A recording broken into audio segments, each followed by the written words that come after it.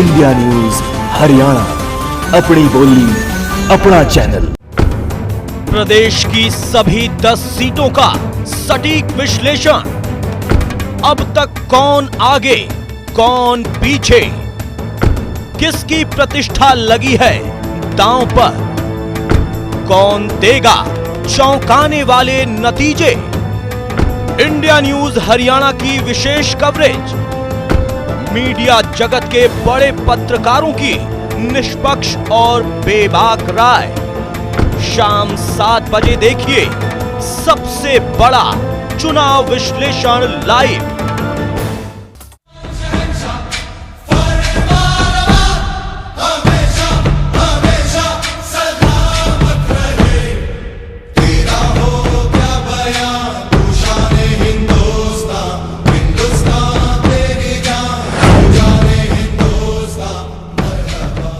कहते हैं हमारे पास जो रिपोर्ट्स हैं उसमें कहीं ना कहीं फाइट में आने लगे हैं। फाइट में नहीं तो रोहतक तो सोच ही नहीं सकते थे। जैसे आज हम अंबाला के बारे में बोलते हैं कि अगर बीजेपी की कोई ऐसी सीट है जो सेफ सीट है, जो क्लीन निकल गई, अंबाला के बारे में अभी तक हमने चर्चा भी नहीं की।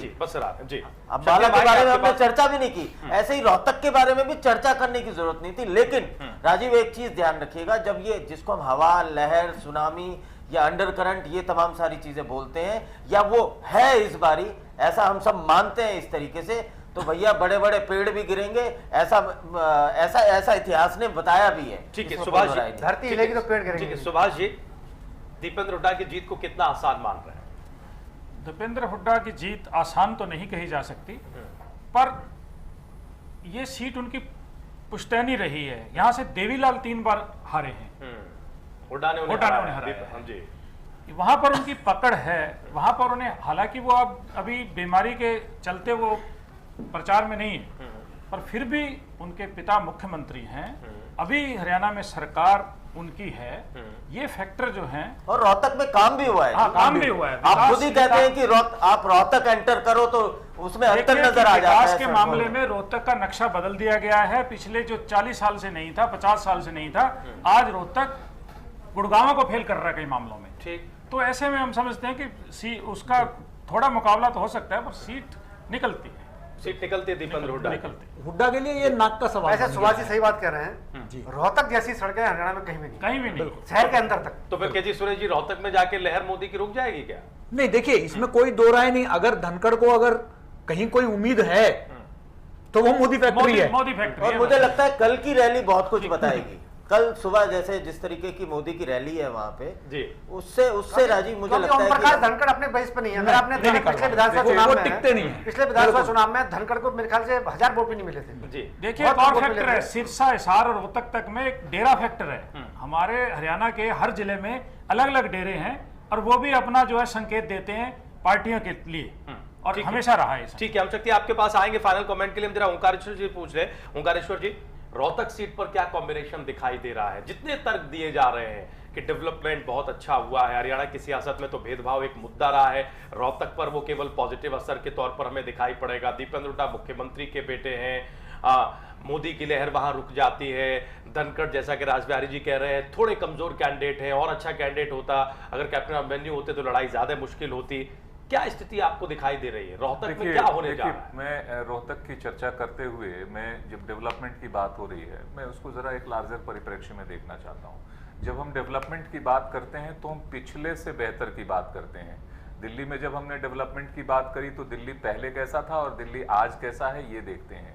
लेकिन जब आप लार्जर पिक्चर आप देखेंगे कि दिल्ली को कहाँ होना चाहिए था और ये कहाँ है, तो बहुत डिफरेंट चीजें दिखाई देती हैं। मैं कई कंट्रीज में गया, लंदन में गया, रशिया में गया, और वहां जब मैंने वहां के मेट्रो देखे, मैं बड़े शान से गया था कि अब हमारी दिल्ली में मेट्रो है और हम तो मेट्रो वाले हो गए हैं, तो हम भी वर्ल्ड क्लास हो गए हैं। पता चला वहां 100 साल पहले से मेट्रो चल रही है। तो हमने जो दिल्ली में विकास पाया वो 100 साल बाद पाया ना। जो रशिया ने विकास मॉस्को ने 100 साल पहले देख लिया, वो हमने 100 साल बाद पाया। आज जो हम रोहतक का विकास देख रहे हैं, दीपेंद्र हुड्डा के काम की बात देख रहे हैं, वो पिछले की तुलना में, लेकिन जहां रोहतक को आज होना चाहिए या कल होना चाहिए, वो शायद हम नहीं देख पा रहे हैं। हम वास्तव में विकास के मतलब को नहीं समझ पा रहे हैं। जब नरेंद्र मोदी ने जब पहली बार बात कही कि इस देश में क्यों नहीं बुलेट ट्रेन चलनी चाहिए और क्यों नहीं 100 स्मार्ट सिटी चलनी चाहिए, तो आप उसका मतलब निकालने की कोशिश करिए। आपके बगल के चीन में 10 न्यूयॉर्क जैसे शहर वो बसा रहा है, उसके विकास को देखिए, जहां 350-400 किलोमीटर की रफ्तार से ट्रेन दौड़ रही है।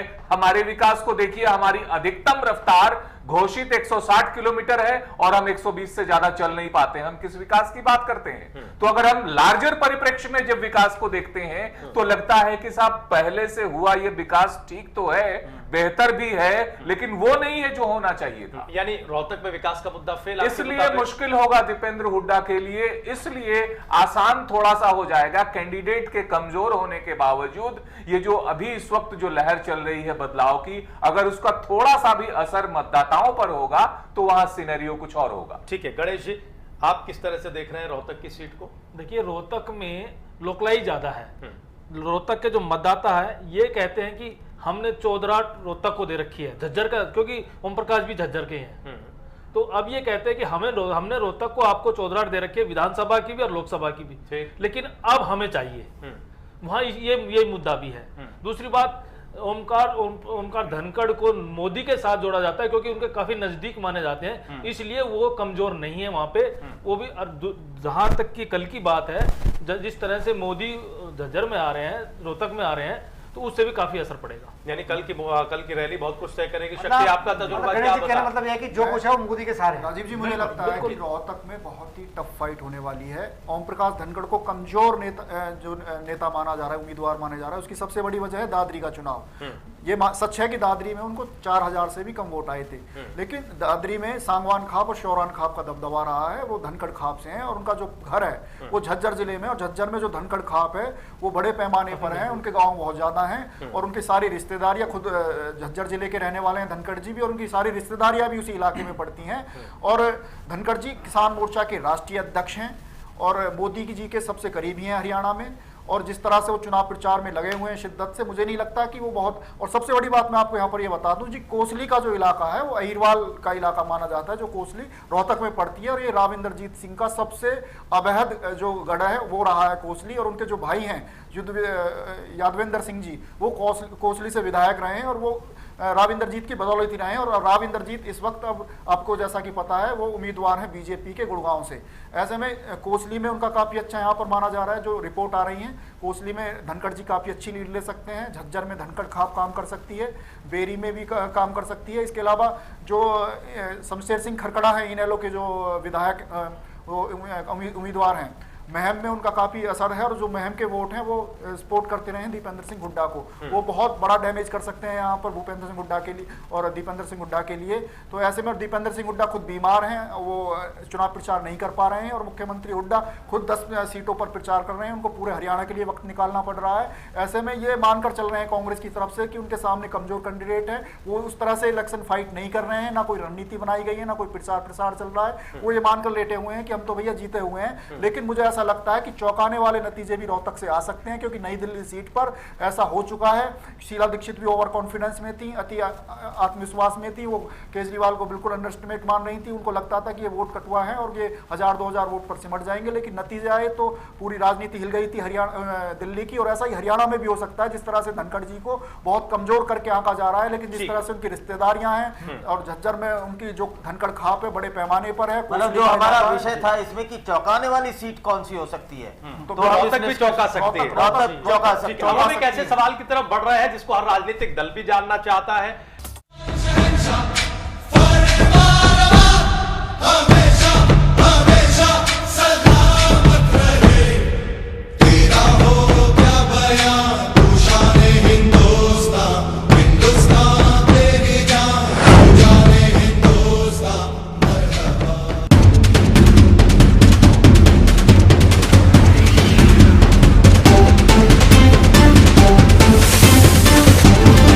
इंडिया न्यूज हरियाणा, अपनी बोली अपना चैनल।